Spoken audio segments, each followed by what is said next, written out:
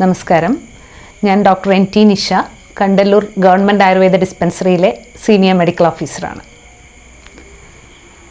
കർക്കിടകം ആരോഗ്യരക്ഷയുടെ കാര്യത്തിൽ മലയാളികൾ ഏറെ നിഷ്കർഷ പുലർത്തുന്ന കാലമാണ്. കർക്കിടകം മഴക്കാലമാണ്, പനിക്കാലമാണ്, അന്തരീക്ഷം വളരെയധികം മലീമസമാകുന്ന കാലഘട്ടവുമാണ്. ഈ ഒരു സമയത്ത് പരിസര ശുചീകരണത്തിലൂടെയും ചിട്ടയായി ക്രമപ്പെടുത്തിയ ആഹാരശീലങ്ങളിലൂടെയും അതുപോലെ തന്നെ ദിനചര്യയിലൂടെയുമെല്ലാം മലയാളികൾ വ്യക്തമായൊരു ജീവിതക്രമം ചിട്ടപ്പെടുത്തിയിരുന്നു. അഥവാ ഒരു ചികിത്സാ രീതി തന്നെ ഉയർത്തിപ്പിടിച്ചു കൊണ്ടുവന്നിട്ടുണ്ട്. ഇതിനെയാണ് കർക്കിടക ചികിത്സ എന്നൊക്കെ പറയുന്നത്. ഇതിലേറ്റവും പ്രധാനപ്പെട്ടത്, മഴക്കാലത്തെ ആരോഗ്യ സംരക്ഷണത്തിൻ്റെ കാര്യത്തിൽ ഏറ്റവും പ്രധാനപ്പെട്ടത് പരിസര ശുചീകരണം തന്നെയാണ്. അതോടൊപ്പം കർക്കിടകത്തിൽ ആയുർവേദത്തോട് ബന്ധപ്പെടുത്തി ചിന്തിക്കുമ്പോൾ ഏറ്റവും അധികം കേൾക്കുന്ന വാക്കാണ് കർക്കിടക കഞ്ഞി അഥവാ ഔഷധക്കഞ്ഞി. ഞാൻ നേരത്തെ തന്നെ സൂചിപ്പിച്ചു, പരിസര ശുചീകരണത്തോടൊപ്പം ആഹാരശൈലിയെ ക്രമപ്പെടുത്തിക്കൊണ്ടുള്ള ഒരു രീതിയാണ് കർക്കിടകത്തിൽ അനുവർത്തിക്കുന്നത്.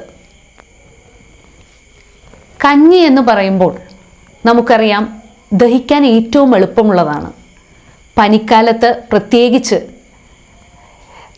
ആവശ്യമുള്ള ദ്രവാംശവും പോഷകാംശവും ഒരുപോലെ നൽകുന്നതും അതോടൊപ്പം തന്നെ രോഗപ്രതിരോധത്തിനും ആരോഗ്യവർദ്ധനവിനും ഉതകുന്ന ഔഷധാംശങ്ങൾ എത്തിക്കുന്നതിനും സാധിക്കുന്ന വളരെ പ്രയോജനപ്രദമായ ഒരു മീഡിയം കൂടിയാണ് കഞ്ഞി. അതുകൊണ്ട് തന്നെ ആവണം കർക്കിടകത്തിൽ കഞ്ഞി പ്രത്യേകമായി നിർദ്ദേശിക്കപ്പെട്ടിരിക്കുന്നത്. ഇപ്പോൾ മാർക്കറ്റിൽ നമുക്ക് കർക്കിടക കഞ്ഞി കിറ്റുകൾ അവൈലബിൾ ആണ്.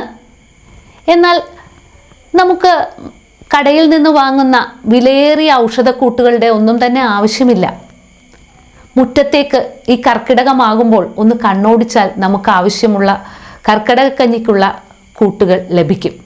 മുറ്റത്തേക്കൊന്ന് നോക്കിയാൽ കാണാം, ഈ മഴ വരുമ്പോൾ പൂവാങ്കുറുന്നലും കയ്യോന്നിയും തുമ്പയും കറുകയും എല്ലാം തലപൊക്കി നിൽക്കുന്നത് കാണാം. ഇതിൻ്റെയൊക്കെ ചാറ് പിഴിഞ്ഞെടുത്താൽ നമുക്ക് വളരെയധികം ഔഷധ ഗുണമുള്ള കഞ്ഞിക്ക് വേണ്ട ദ്രവഭാഗം ലഭിക്കും. ഓരോ ആരോഗ്യമുള്ള ഒരു വ്യക്തിയെ സംബന്ധിച്ചിടത്തോളം കർക്കിടകത്തിൽ മുളച്ചു പൊങ്ങുന്ന ദശപുഷ്പങ്ങളുടെയൊക്കെ ചാറ് നമുക്ക് കഞ്ഞി ഉണ്ടാക്കാൻ ഉപയോഗിക്കാം. പ്രമേഹ രോഗികളൊക്കെ ആണെങ്കിൽ നമുക്ക് ഈ ഔഷധക്കൂട്ടുകളിൽ ചെറുളയൊക്കെ അധികമായി എടുത്ത് നീര് പിഴിഞ്ഞെടുക്കാം.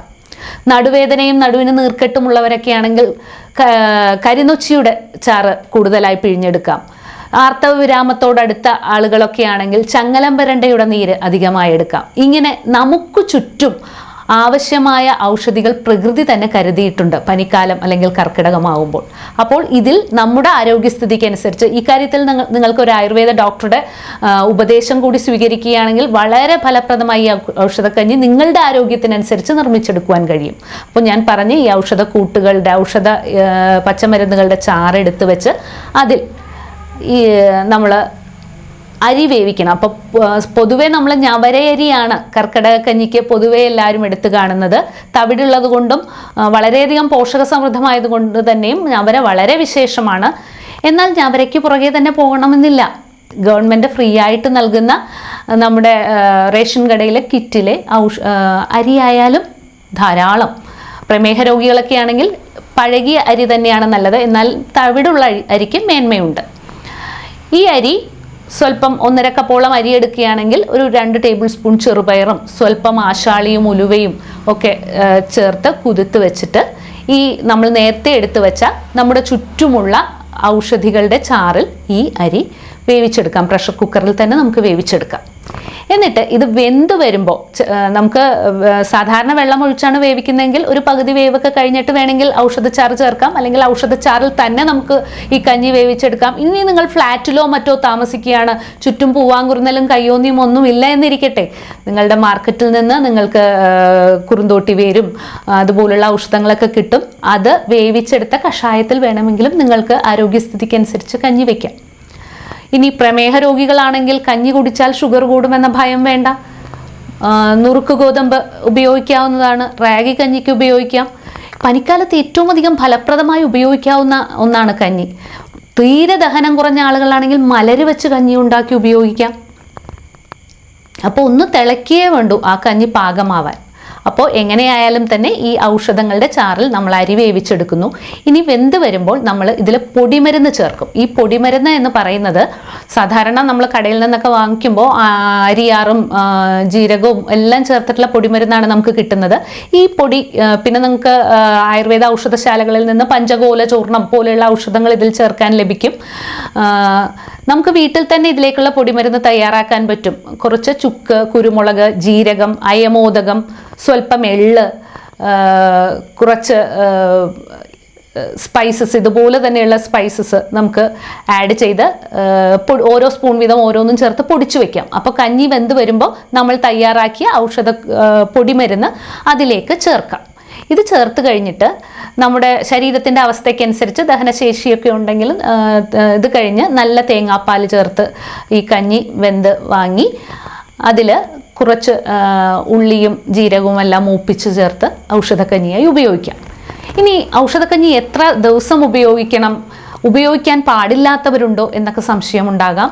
തീർച്ചയായും നിങ്ങളൊരു രോഗിയാണെങ്കിൽ ഡോക്ടറുടെ ഉപദേശപ്രകാരം തന്നെയാണ് ഔഷധക്കഞ്ഞി ഉപയോഗിക്കേണ്ടത്. പ്രത്യേകിച്ച് അൾസർ പോലുള്ള അസുഖമൊക്കെ ഉണ്ടെങ്കിൽ അധികം തീക്ഷ്ണമായ ഈ ചുക്ക് പോലുള്ള ഔഷധങ്ങളൊക്കെ നമ്മൾ ഒഴിവാക്കിക്കൊണ്ട് അവരുടെ പ്രകൃതിക്ക് അനുസരിച്ച് ഔഷധങ്ങൾ ചേർത്ത് വേണം നമ്മൾ ഔഷധക്കഞ്ഞി തയ്യാറാക്കേണ്ടത്. പൊതുവെ 7 ദിവസമാണ് നമ്മൾ പൊതുവെ ഇത്തരം ഔഷധക്കൂട്ടുകൾ ഏറ്റവും കുറഞ്ഞ കാലയളവിൽ ഉപയോഗിക്കുന്ന. അത്രയും ദിവസം ഉപയോഗിക്കുമ്പോൾ ഏകദേശം ശരീരത്തിൽ എല്ലാ ധാതുക്കൾക്കും പോഷകം ലഭിക്കും എന്നാണ് നമ്മൾ സങ്കല്പിക്കുന്നത്. ഇങ്ങനെ പനിക്കാലത്ത് ആരോഗ്യമുള്ളവർക്കായാലും പനിയുള്ളവർക്കായാലും എളുപ്പം ദഹിക്കുന്ന, ഏറെ പോഷക ഗുണമുള്ള, അതുപോലെ തന്നെ രോഗത്തിന് അനുയോജ്യമായ വിധത്തിൽ ക്രമീകരിച്ച് നമുക്ക് കഞ്ഞി എന്ന മലയാളികളുടെ ഏറ്റവും പ്രിയപ്പെട്ട ആഹാരം തന്നെ ഔഷധമാക്കി നമുക്ക് ഉപയോഗിക്കാം. ഇതാണ് കർക്കിടകക്കഞ്ഞി. കർക്കിടകക്കഞ്ഞിയിലൂടെ നമുക്ക് ആരോഗ്യം സംരക്ഷിച്ച് രോഗം വരാതെ ശ്രദ്ധിക്കാൻ കഴിയും. കാരണം നമ്മൾ ഇതിൽ ഉപയോഗിക്കുന്ന പൂവാങ്കുറുന്നൽ മുതൽ എല്ലാം തന്നെ ഇന്നത്തെ ഈ നമ്മൾ പേടിക്കുന്ന സിക്ക, കോവിഡ് മുതലായ രോഗങ്ങളൊക്കെ ഉണ്ടാക്കുന്ന അണുജീവികളെ പ്രതിരോധിക്കാൻ പര്യാപ്തമാണ്. അപ്പോൾ ഈ പനിക്കാലത്ത് പ്രത്യേകിച്ച് സിക്ക, ഡെങ്ക്, കോവിഡൊക്കെ പടരുന്ന ഈ കാലത്ത് വളരെ അനുയോജ്യമായ ആഹാരം തന്നെ ഔഷധമാകുന്ന ഒരു ഔഷധസിദ്ധമായ പ്രയോഗമാണ് കർക്കിടകക്കഞ്ഞി. കർക്കിടക മാസത്തിൽ കഞ്ഞി ഉണ്ടാക്കാൻ സാധാരണയായി ചാറ് പിഴിഞ്ഞെടുക്കാനായിട്ട് എടുക്കുന്നത് ഏറ്റവും അധികം ദശപുഷ്പങ്ങളിൽ നിന്നാണ്.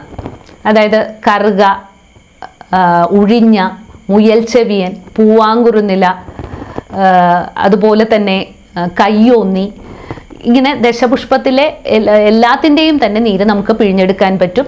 പ്രമേഹമുള്ളവർക്ക് ഇതിൽ ചെറുള ദശപുഷ്പത്തിൽ പെടുന്നതാണ്. ചെറുളയുടെ ചാറ് അധികമായിട്ട് എടുക്കാം. നടുവേദനയുള്ളവർക്ക് കരിനൊച്ചി അധികമായി എടുക്കാം. ചങ്ങലം വരണ്ട, അതുപോലെ തന്നെ വഴിയരികിലൊക്കെ കാണുന്ന പൂവാങ്കുറുന്നില, തിരുതാളി, ദശപുഷ്പത്തിൽ തന്നെ വരുന്ന തിരുതാളി, വിഷ്ണുക്രാന്തി, ഇതിൻ്റെ എല്ലാം ചാറ് പിഴിഞ്ഞ് എടുത്തു വെക്കുന്നു. ഇത് ഉപയോഗിച്ചാണ് നമ്മൾ കഞ്ഞി വെക്കുന്നത്. ഇനി ഈ കഞ്ഞിയിൽ തന്നെ പോഷക സമൃദ്ധമാക്കാൻ നമുക്ക് ചെറുപയർ ചേർക്കാം. 1.5 കപ്പ് അരിക്ക് ഏകദേശം 2 ടേബിൾ സ്പൂണോളമാണ് നമ്മൾ ചെറുപയർ ചേർക്കുന്നത്. പിന്നെ പ്രധാനപ്പെട്ട ഔഷധക്കഞ്ഞിയിലെ ഏറ്റവും പ്രധാനപ്പെട്ട അംശം എന്ന് പറയുന്നത് അതിൽ ചേർക്കുന്ന പൊടിമരുന്നാണ്. ഈ പൊടിമരുന്ന് നമുക്ക് കടയിൽ നിന്ന് പഞ്ചകോല ചൂർണം എന്നൊക്കെ പറഞ്ഞ് വാങ്ങാൻ കിട്ടും. അതുമല്ലെങ്കിൽ നമുക്ക് വീട്ടിൽ പൊടിച്ചു വെക്കാം. അയമോദകം, ചുക്ക്, കുരുമുളക്, ജീരകം, മല്ലി, അതുപോലെ തന്നെ എള്ള്, അരിയാറ്, ജീരകം 3, ഇങ്ങനെ നമുക്ക് പലതരം ഔഷധികൾ ഇതിനായിട്ട് ഉപയോഗിക്കാവുന്നതാണ്. വീട്ടിൽ നമുക്ക് ഏതൊക്കെയാണോ ലഭ്യമാകുന്നത് ദഹനത്തെ ഉത്തേജിപ്പിക്കുന്ന ഇത്തരം സാധനങ്ങളെല്ലാം ഓരോ സ്പൂൺ വീതം എടുത്ത് പൊടിച്ചു വെച്ച് കഞ്ഞിയിൽ, ഒരു 4 ആൾക്കുള്ള കഞ്ഞിയിൽ 1 സ്പൂൺ എന്നുള്ള കണക്കിൽ നമുക്ക് ചേർക്കാവുന്നതാണ്. ഇവിടെ പ്രത്യേകം ശ്രദ്ധിക്കാനുള്ളത്, അസുഖമുള്ളവരുണ്ടെങ്കിൽ തീർച്ചയായും വൈദ്യനിർദ്ദേശപ്രകാരം തന്നെ പൊടിമരുന്നുകൾ തിരഞ്ഞെടുക്കേണ്ടതാണ് എന്നുള്ളതാണ്.